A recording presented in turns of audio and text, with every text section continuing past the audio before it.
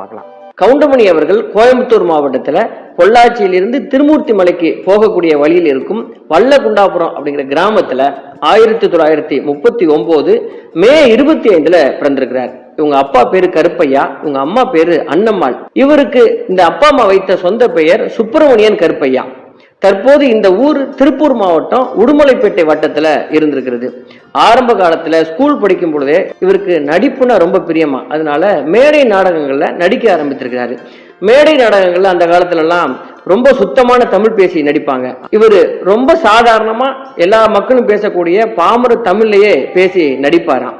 இந்த ஒரு விஷயம்தான் திரையுலகில கால பதிக்கிறதுக்கு வழி செஞ்சிருக்குது. அது மட்டும் இல்லாம நாடகங்களை நடிக்கும் பொழுது சக நடிகர்கள் என்ன டயலாக் பேசினாலும் உடனே அதை எதிர்த்து பேசி கவுண்டர் கொடுப்பது இவருக்கு வாடிக்கையான செயல்.